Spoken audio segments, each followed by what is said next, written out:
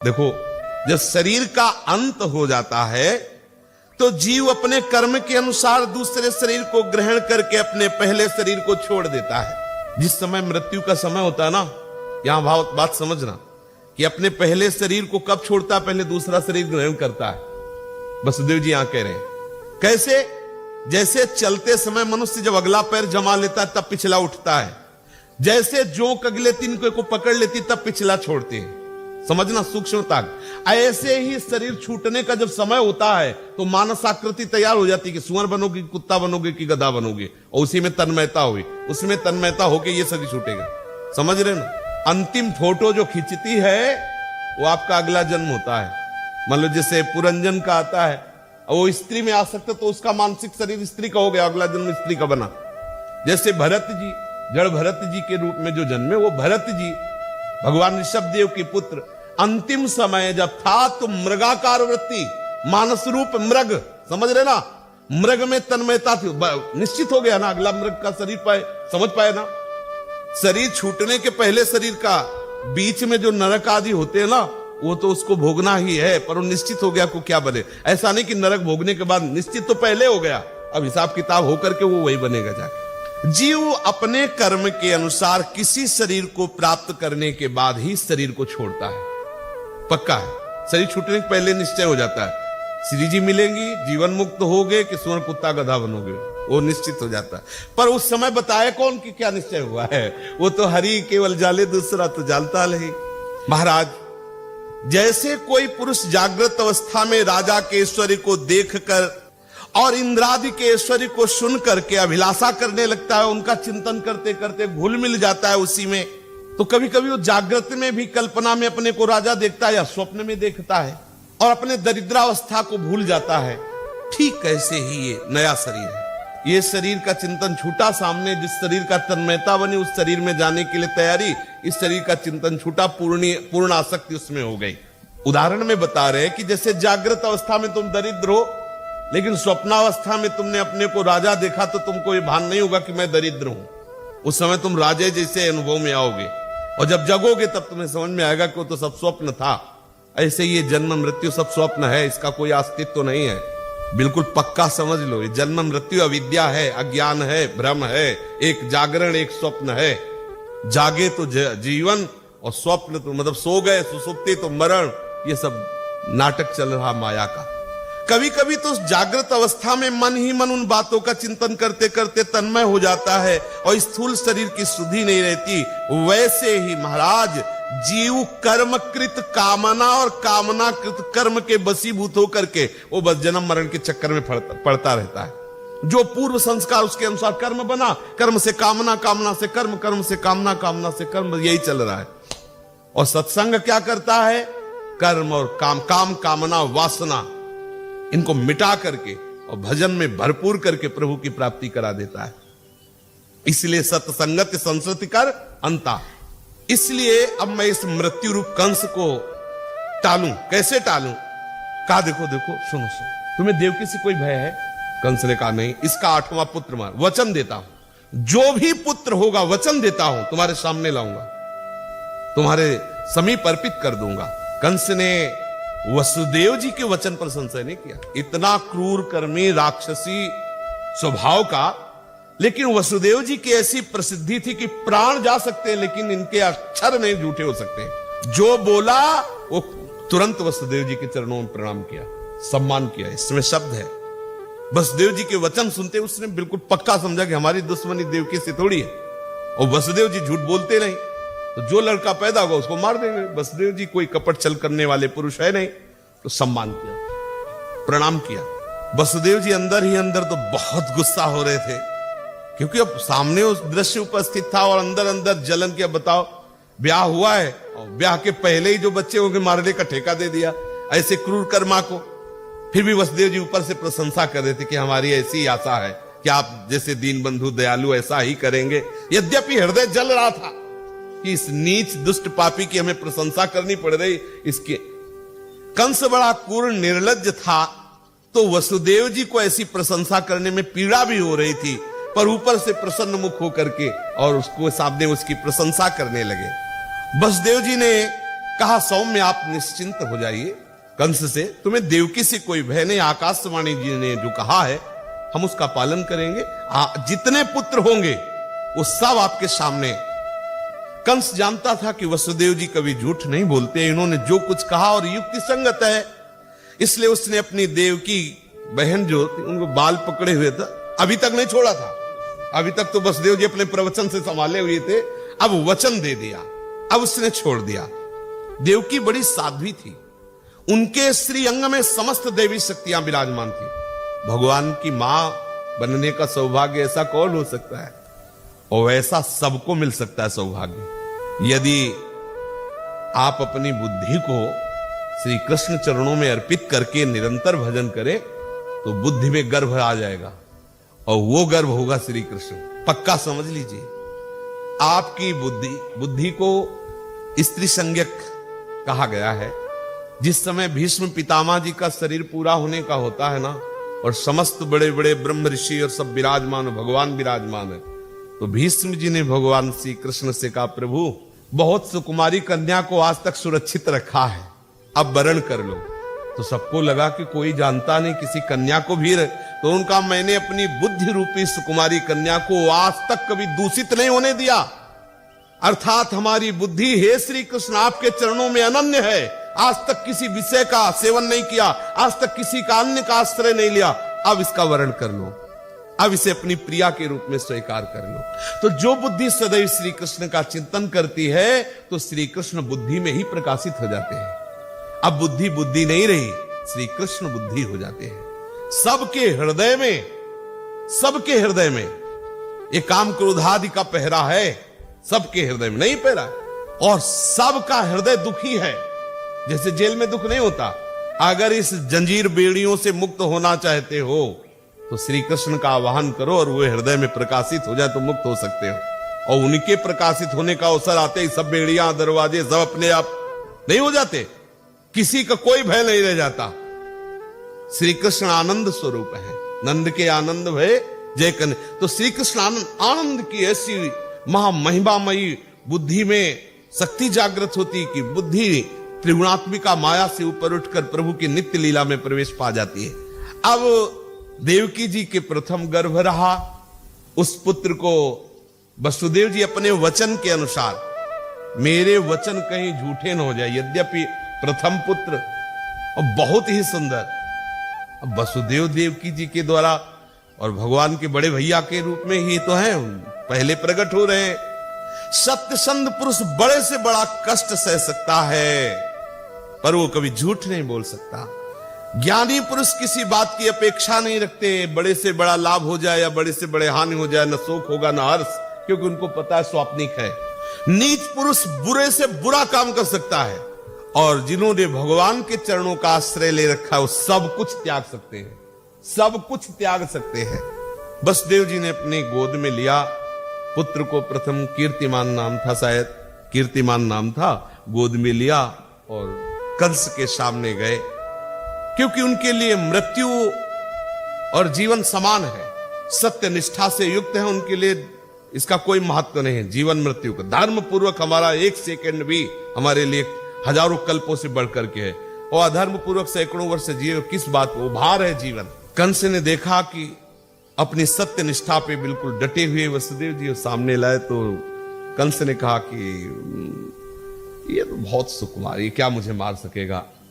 और आपने भी आकाशवाणी सुनी थी, आकाशवाणी ने तो 8वें पुत्र की बात कही थी, आप इसे ले जाइए, दया दे, आप इसे ले जाइए और 8वें को हम मारेंगे, क्योंकि आकाशवाणी 8वें के लिए हुई थी। वसुदेव जी ने कहा ठीक है, लेकिन प्रसन्नता ले हुई। दुष्ट आदमी कभी भी बदल सकता है, कभी भी। अभी तो विश्वास दिला रहा है और अभी बदल सकता है। कंस बड़ा दुष्ट है और इसकी बुद्धि, इसका मन इसके हाथ में है नहीं, ये कभी भी बदल सकता है। वसुदेव जी को पता था, इसलिए कोई उत्साह नहीं हुआ बचने का, ले आए। इधर भगवान नारद जी ने सोचा ये ऐसा दयालु हो जाएगा तो भगवान के अवतार में तो बहुत देरी हो जाएगी, इतनी दया करने लगेगा तो बात बिगड़ जाएगी। हमें तो पूरा का पूरा ऐसा इससे रोल चाहिए कि ठाकुर जी विवश होके जल्दी आ जाए। श्री हरि के स्मरण में मगन नारद जी तुरंत पहुंचे कंस के पास। कंस ने, और नारद जी का ऐसा स्वरूप है कि कहीं भी जाए महाराज का सम्मान ही होता है। वो हिरण्यकश्यप के यहां भी जाते हैं, वो सबके कहीं भी जाए, इनसे कोई बैर नहीं। और जिसके पास जाते हैं ऐसी चतुराई से बात करते हैं कि उसको लगता है हमारे हितैषी हैं। पूरी सूचना, पूरी हरि की सूचना, ऐसी सूचना जिससे उसको लगे कि ये हरि के खिलाफ है, और वहां से पूरी बात हरि के पास जाके पहुंचाना, और कैसे वो नष्ट होगा पूरा विधान बना देना। नारद जी ने कंस के पास जाकर के आशीर्वाद आदि दिया। कंस ने फौरन आसन लगाया, प्रणाम किया, अर्घपाद्य आदि समर्पित किया। नारद जी ने कहा कैसे हो? कंस ने कहा बहुत कृपा है। बोले हमें तो सब अकृपा नजर आ रही तुम्हारे ऊपर, तुम जो कर रहे हो ना तुम्हारे विनाश के लिए ही है। और उसके होश खराब हो गए। ब्रज में जितने हैं ना ये सब नंदादि गोप वसुदेव देवकी, ये सब दैवी शक्तियां हैं। ये सब भगवान के निज पार्षद हैं, हरि के, हरि का अवतार होने। कोई तुम साधारण बात समझ रहे हो? तुम्हारे मारने के लिए कोई साधारण आएगा? हरि आ रहे हैं। नंद वसुदेव देव और जितने भी ये सब हैं, ये सब देवता लोग हैं, बड़े बड़े प्रतापी देवता हैं। जितनी भी स्त्रियां सब दैवी शक्तियां हैं। ये तुम्हारी सेवा में भी जो घुसे हुए हैं ना, ये देवता ही है और दूसरे कोई नहीं है। अब क्रूर आदि सब तो ये सब देवता ही तो थे। होश में हो जाओ। ये तुम दया जो कर रहे हो ना तुम्हारे लिए बहुत घातक होगी। तुम्हारे वध की पूरी तैयारी हो चुकी, तुम्हारा नाश निश्चित है। ऐसी दया करोगे तो बहुत जल्दी है। देवर्षि नारद जी इतना कहे, मुस्कुरा दिए। कंस की समझ में आ गई बात कि हमारे हित की बात कह रहे। तुरंत आदेश किया कि वसुदेव जी से कहो जो अभी ले गए थे लेके आ जाए।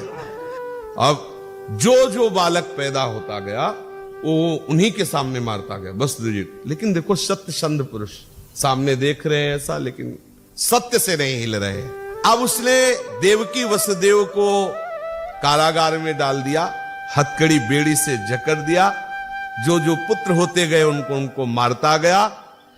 और हर बार उसको यही शंका, नारद जी ने ऐसी प्रक्रिया बता दी थी कि पहला 8वां हो सकता है, हर को 8वां साबित कर दिया था। तो उसको यही लगता कि पता नहीं किसमें हमारा काल हो, इसलिए सबको मारता गया जो बालक थे। पृथ्वी में बात प्रायः देखी जाती है कि जो अपने ही प्राणों का पोषण करने वाले लोग होते हैं, वो माता पिता भाई बंधु हितैषी मित्र सबकी हत्या करने में वो सकुशलता पूर्वक हर्ष पूर्वक करते, कहीं उनको शोक नहीं होता, किसी की भी हत्या कर सकते हो। अब कंस के चिंतन में आने लगा कि मेरा काल हरि है और अब निश्चित है कि वो मुझे मारने के लिए आ रहा है, तो मुझे कठोर व्यवहार करना चाहिए। अब यहां देखो, हरि के अवतार होने पर अभी तक तो हो सकता है थोड़ा कम वजन वाली बेड़ियां हो, लेकिन अब ज्यादा और लोहे की कड़ी कड़ी बेड़ियां लगा और बहुत सतर्क पहरेदार, बहुत कष्टप्रद जीवन देवकी वसुदेव जी का कर दिया। समस्त देवता लोग भगवान की स्तुति किए, भगवान शंकर ब्रह्मा जी आदि, कि प्रभु बहुत सताए जा रहे हैं।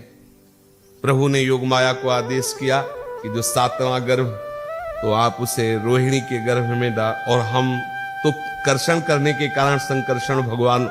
अब सबको ये पता चला, कंस को भी पता चला कि 7वां गर्भ नष्ट हो गया है।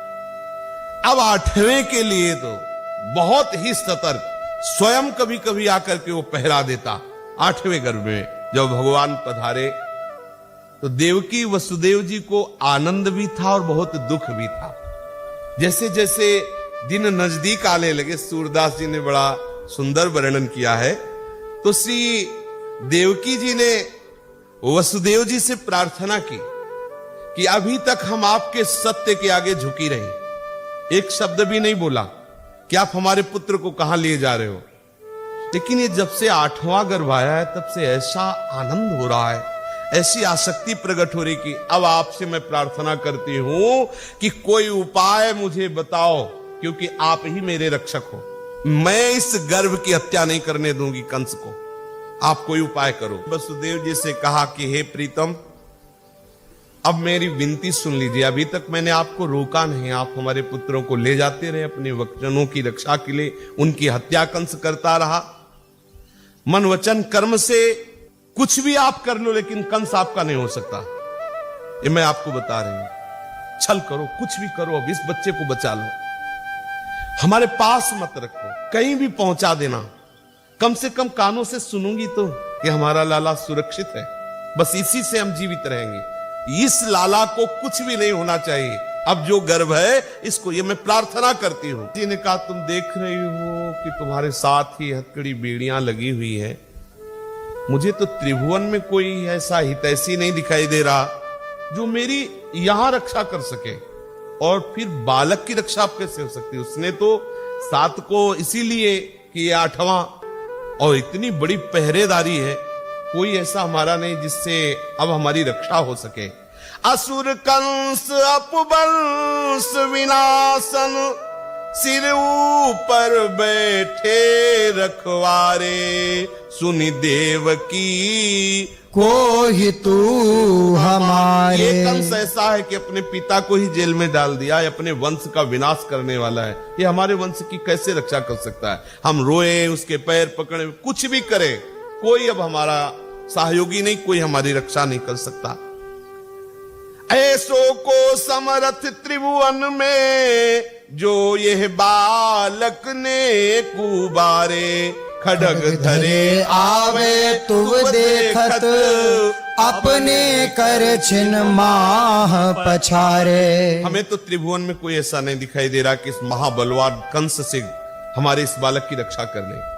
ये भी बालक होगा, वो एक बार रोएगा तो ही वो भागता हुआ चला आएगा और नंगी तलवार लेकर के अपने हाथ से हमारे बालक को मार देगा।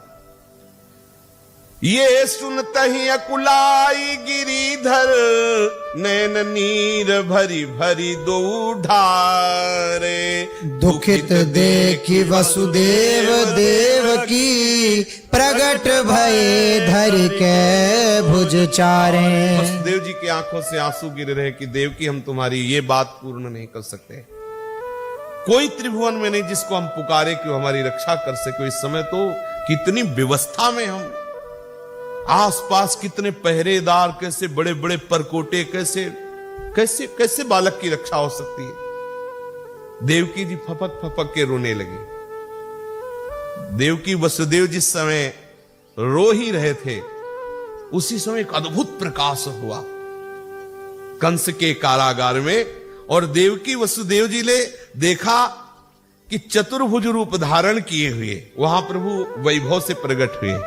इसलिए अपना ऐश्वर्य वैभव प्रकट किया कि तुम देख लो, ये 2 भुजा वाला कंस क्या बिगाड़ लेगा। प्रभु अपने स्वरूप से प्रकट हुए। दुखित देख वसुदेव देव की, प्रगट भये धरि के भुज चारे। चतुर्भुज रूप में भगवान श्री हरि प्रकट हुए। बोली उठे प्रतिज्ञा करी, प्रभु मोते उबरे, तब मोहि मारे, अति दुख में सुख दे पितु मात ही, सूरज प्रभु नंद भवन सिधारे। देवकी जी ने देखा जिस समय दोनों रो रहे थे कि कौन हमारी रक्षा कर सकता है, उसी समय देखा कि सामने प्रभु प्रकट हो गए। हरि मुख देखी हो वसुदेव, हरि मुख देखी हो वसुदेव। देवकी जी ने कहा देखो देखो प्रीतम वसुदेव जी से, देखो ये सामने देखो कौन आ गया। भगवान श्री हरि कोटि काम स्वरूप सुंदर, को न जानत से, हरि मुख देखी हो वसुदेव। चारि भुज जिहि चारि आयुध, निरख के न पति आऊ, अजहु मन प्रतीति नाही, नंद घर ले जाओ। देखो वसुदेव जी, देखो सामने प्रभु प्रकट हो गए। 4 भुजाएं, कमल नयन, कैसी सुंदर शोभा। प्रभु कह रहे तुम चिंता मत करो, ये हमसे बचेगा ना, तब तो किसी को दुख देगा, इसको हम बिल्कुल मार देंगे, बिल्कुल तुम निश्चिंत रहो, इसकी ताकत नहीं। प्रभु ने कहा कि बोले उठे प्रतिज्ञा करी, प्रभु मोते उबरे, तब वो ही मारे। अरे तुम चिंता मत करो, इसलिए प्रभु वैभव रूप प्रकट हुए। देवकी जी प्रभु का वैभव देख चुकी, फिर भी वात्सल्य ना हृदय में। वो वसुदेव जी से कहा कि मुझे विश्वास नहीं हो रहा, यद्यपि मैं इनकी महिमा देख रही हूं। इनको छुपा दो कहीं ऐसी जगह जाके, कंस ना जान पावे। तो वसुदेव जी ने प्रभु से कहा, कहां छुपा दे तुझे, बताओ कहां छुपा दे। प्रभु ने कहा, नंद भवन ले जाओ, मुझे नंद बाबा के यहां छोड़ आओ। अब वो उस मां से पूछो जिसका इतना सुंदर पुत्र हो और उसे छोड़, तुरंत अभी प्रकट हुए। और अभी आप यहां थोड़ी देर विचार पूर्वक उपासना के विषय में देखिए। जब कोई उपासक ये निश्चय करता है कि मुझे श्री कृष्ण प्राप्ति करनी है इस जन्म में,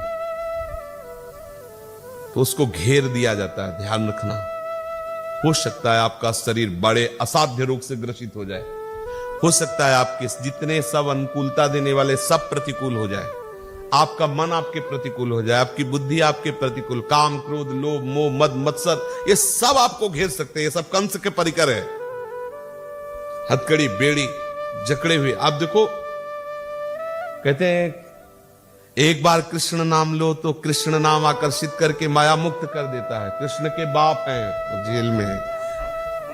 हम ये इसलिए समझा रहे हैं कि थोड़ा सा लीला पर विचार कीजिए।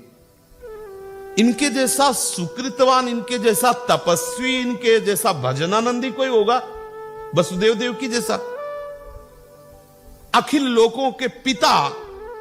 प्रभु गीता में कहते हैं मैं सबका पिता हूं, सबका बाप हूं, क्योंकि आप ही आप हैं तो आपको चाहे बाप को बराबर है।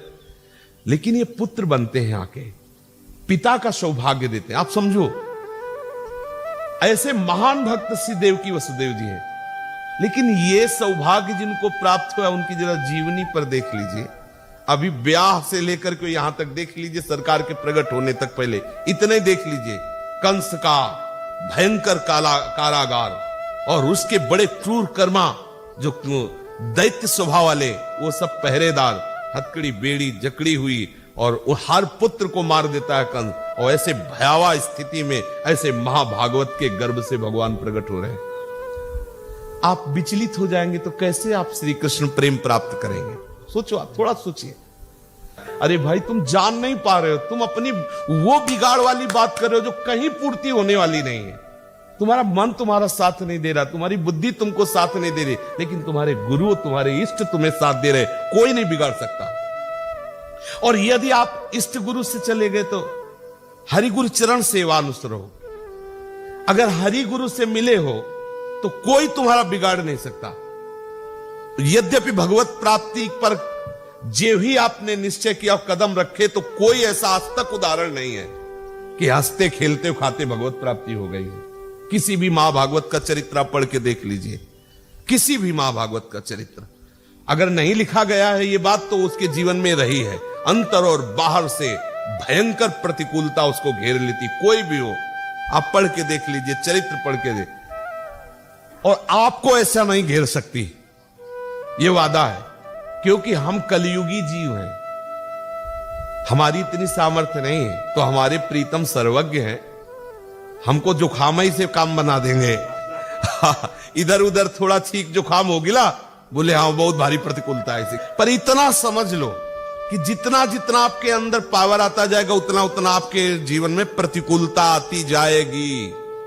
मेरे प्रभु का अवतार प्रतिकूलता में ही होता है। आप देख लीजिए, रामावतार में देख लीजिए, प्रभु सच्चिदानंद में भगवान के लिए कितना तड़प रहे दशरथ जी। फिर गुरु वशिष्ठ जी के आदेश से श्रृंगी ऋषि के द्वारा यज्ञ होती है, पुत्रष्टि यज्ञ। तब सरकार पधारते हैं, और तब से लेकर के और अंतिम समय तक दशरथ जी के जीवन को देख लीजिए, हर समय वो रामासक्ति में विकल है। और वही राम उनके सामने 14 वर्ष के लिए वनवास जा रहे हैं। अंतिम समय अपने प्रीतम के वियोग में प्राण त्याग रहे हैं दशरथ जी, प्रीतम भगवान श्री राम के वियोग में।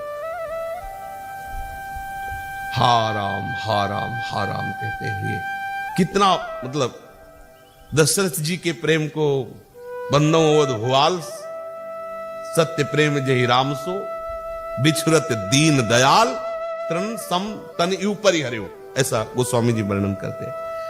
कहीं भी आप किसी भी लीला में देख लीजिए, मेरे प्रभु अपने प्रेमी को ऐसे कस के रखते हैं, कहीं से भी ढीला नहीं रखते हैं। वह हृदय भर ढीला रहता है, हृदय भर द्रवित रहता है, बाहर से कस देते हैं। आप कसने में क्यों परेशान होते हैं? जब हमारे ठाकुर जी बाहर से रिंच लगा के आपको कसते हैं तो आपके अंदर उतने ही द्रवण पदार्थ डालेंगे प्रेम, पर बाहर से ये प्रेम का पारा उन्हीं के कसे रुकेगा, अन्यथा नहीं रुकेगा। अपने लोगों को इन लीलाओं का चिंतन करके धैर्यवान बनना चाहिए कि इनके जैसा महाभागवत कौन होगा जिनको माता पिता का सौभाग्य मिल रहा है, और कितना कष्ट है। ऐसे लाडले इतने इंतजार के बाद आ रहे हो, तुरंत जा रहे हैं। जरा देवकी जी की हृदय की तरफ देखिए, क्या मच रहा होगा हृदय में। ऐसे